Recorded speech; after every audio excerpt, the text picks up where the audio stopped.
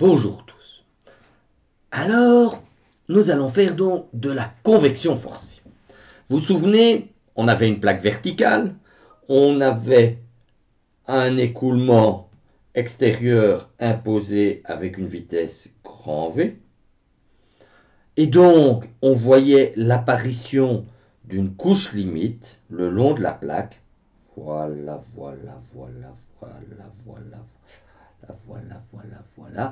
où l'écoulement était perturbé car le fluide collait à la paroi. Alors, on va tracer une petite horizontale comme ça, à un endroit, et on va s'intéresser au profil de vitesse et au profil de température. Ah oui, parce que maintenant, on va considérer que la plaque est chaude et que le fluide est froid. Mais d'abord, considérons le problème de vitesse.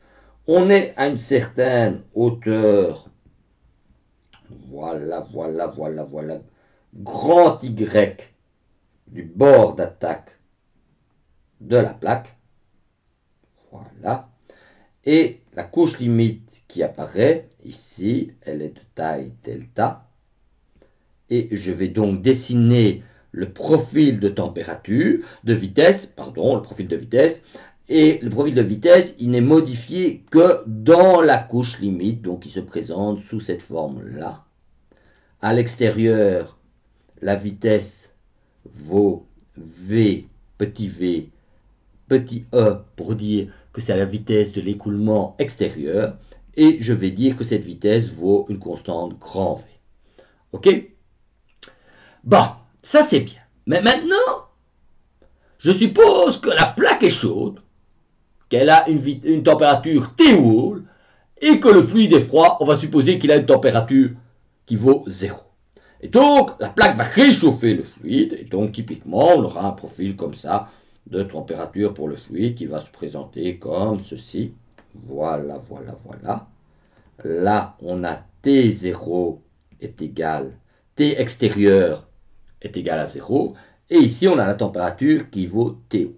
Donc, on a ici une courbe T de x de la température, et on a ici une courbe V de x de la température. Bien comprendre la logique de ce graphe. Je dessine en fait sur ma géométrie deux graphes qui sont comme ça, voilà.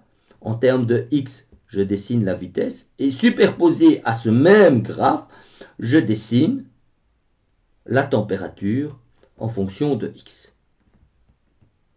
Et j'ai mis ces deux graphes au point de coordonnées delta grand Y. Okay, donc je superpose trois graphes de manière visuelle. Ok. Bon, alors maintenant, vous observez qu'il va y avoir une zone où le champ de température a été perturbé par le fait que la plaque a réchauffé le fluide. Et donc je peux tracer une zone, voilà, où le champ de température. Et ça va définir ce que j'appelle la zone de la couche limite thermique qui vient comme ici. Ok?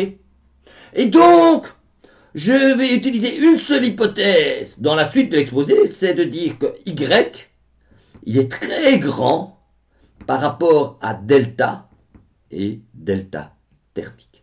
Delta, je vous rappelle, c'est l'épaisseur. Oh non, ça c'est pas beau. On va le faire plus petit. Voilà. Ça, oh, c'est encore trop gros. Plus petit, comme ça. Voilà. Ça, c'est l'épaisseur de la couche limite de vitesse. Et delta T, T pour thermique évidemment, c'est l'épaisseur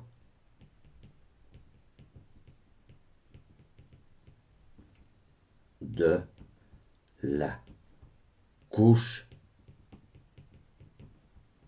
limite thermique. Et tu vois, c'est très important de faire le dessin, d'arriver à tracer ce qui se passe physiquement avant même de résoudre une équation. Et donc ça, c'est une étape extrêmement importante, arriver à faire le dessin. Vous devez être capable de faire un dessin d'une certaine physique en réfléchissant sur l'intuition des opérateurs et en faisant ça sans commencer à faire de l'algèbre, à faire un programme Python pour la résolution. C'est ça qu'il faut faire. Donc j'ai défini le concept de delta, le concept de delta thermique. Alors on va un peu nettoyer ici en enlevant ça pour que ça fasse joli pour la postérité. Et donc, on a fait le dessin. Donc, pour récapituler, j'ai imposé un mouvement vertical de l'extérieur. Je lui ai imposé une vitesse grand V verticale, une température T0 extérieure, et j'ai imposé que la plaque valait T-wall. Ok? Et dans ce cas-là, je peux découpler le problème de l'écoulement et le problème thermique. La semaine passée, on avait fait le problème de l'écoulement. On avait introduit, vous vous souvenez, une variable de similitude basée sur l'ordre de grandeur, la taille de la souris. On avait mis un petit facteur 2 pour des raisons folklorico-historico, je ne sais plus très bien quoi. Et on avait résolu avec l'aide de la Sainte Vierge, ou de qui vous voulez, le problème de Blasius, et on avait trouvé une solution analytique avec 3 conditions aux frontières, et je vous ai tracé ici la solution analytique du profil de vitesse et du profil de vitesse verticale et du profil de vitesse horizontale. Et je vous rappelle ici qu'on observe que par rapport à l'ordre de grandeur que j'avais calculé, j'observe en fait que la couche limite réelle est plutôt de l'ordre état approximativement égal à 4. Mais notre estimation était correcte. Attention, parce que maintenant, on va devoir faire le problème thermique. Et le problème thermique, on va définir le delta thermique exactement de la même manière qu'on a défini le delta. Ça va être la zone de la plaque où les effets conductifs sont du même ordre de grandeur que les effets de transport de la chaleur. Donc, on prend ces 2 équations. Ce terme-là, regarde, ce terme-là, il est de l'ordre de grandeur de grand V, d'un écart de température, car il n'y a que des dérivés de température, donc je ne peux pas dire qu'il y a une température de référence. Ce qui est important dans ce problème-ci, c'est la différence entre T-wall et T extérieur, c'est un delta T, et je le divise par grand Y, qui est ma grandeur de référence. L'autre terme de transport, il est du même ordre de grandeur. Pourquoi? Parce que U sur delta est égal à grand V sur Y par incompressibilité. Et donc ce terme-là, il est aussi de l'ordre de grandeur de V sur delta T Y. Les 2 termes de transport de puissance, celui-là et celui-là, sont donc bien tous les 2, là, tout ça, c'est V delta T sur grand Y. Alors, il reste les 2 termes diffusifs. Comme delta est tout petit par rapport à grand Y, on peut dire que ce terme-là est négligeable. Il me reste donc uniquement ce terme-ci. Pilou. On va faire ça proprement, Vincent. Ce terme-ci. Voilà. Et ce terme-ci, son ordre de grandeur, c'est quoi? C'est alpha, delta T. Et comme c'est une variation thermique, c'est delta T au carré. Et maintenant, ce que je vais dire, c'est que on va faire le rapport du terme rouge sur le terme vert, et on dit que la couche limite thermique va être définie comme le lieu géométrique où ces 2 termes sont le même ordre de grandeur. Ce qui signifie quoi? Ce qui signifie que nous allons écrire que tu te concentres, Vincent, essaye de ne pas dire de bêtises, V delta T sur Y est égal à delta T alpha delta T carré. Je fais les simplifications d'usage et j'enlève les deux termes en delta T. Voilà. Et je dis que tout ça est égal à 1. Ok?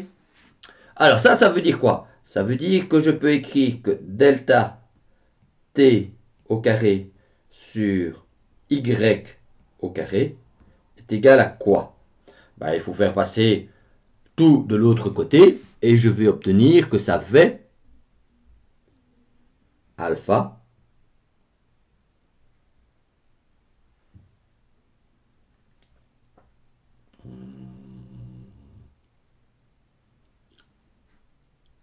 sur V Y.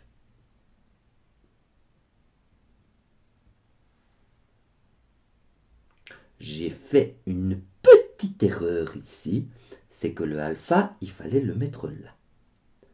C'est pour ça que vous voyez que j'étais en train d'hésiter. Ok?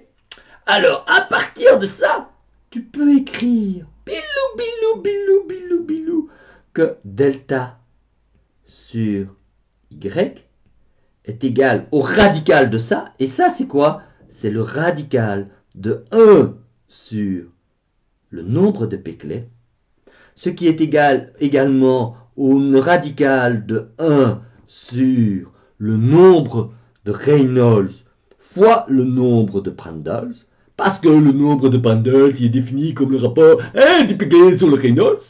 Et tu sais aussi que delta sur grand Y, je l'avais défini comme 1 sur le radical de Reynolds.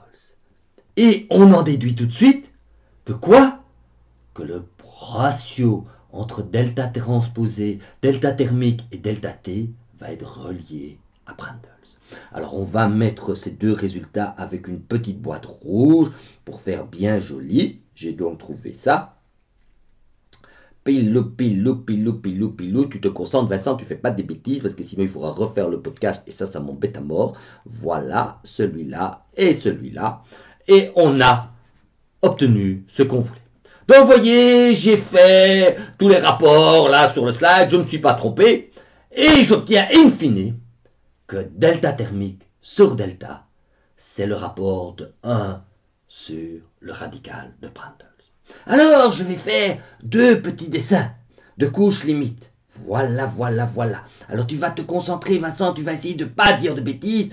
On fait un dessin ici. Non, pas comme ça, c'est pas beau. On refait celui-là. Voilà. Un dessin là, un dessin là. Voilà.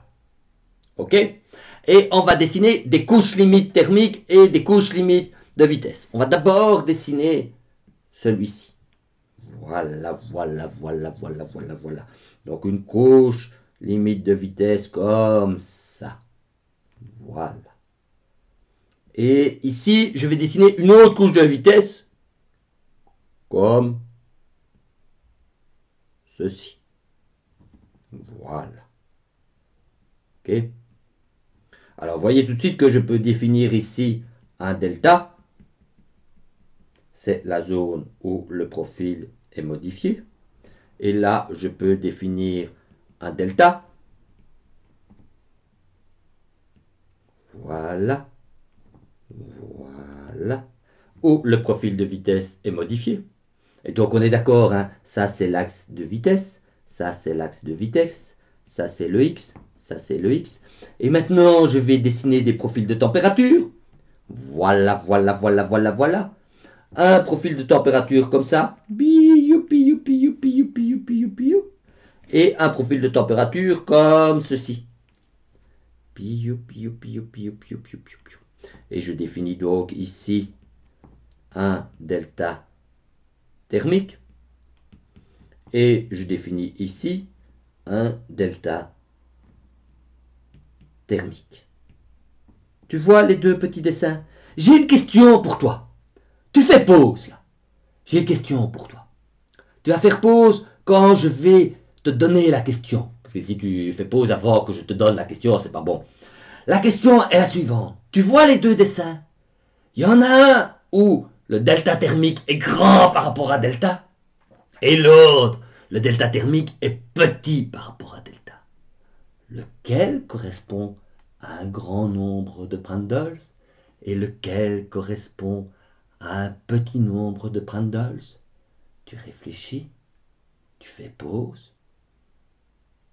Et quand Prandtls, il est tout petit. Ah, ce radical de Prandtls, il est très grand. Et donc, quand Prandtls, il est très grand, on a ceci. Et quand Prandtls, il est petit, on a ceci.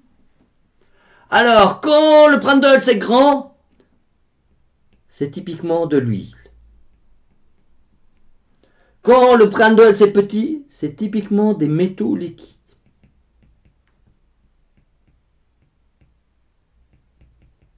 Ok? Alors, vous voyez, il y a une petite remarque là que j'ai mis. C'est un ordre de grandeur, ce radical. En pratique, quand on calcule réellement la solution du problème thermique et de la solution de Blasius, on va voir qu'en fonction de Prandtls, c'est souvent surestimé, que l'exposant 1/3 est plus approprié. Mais, vous savez, pour l'eau et l'air, hein, quand ça vaut 2 ou 6 ou 7, pour prendre le radical, ou la racine carrée, c'est plus ou moins du même ordre de grandeur.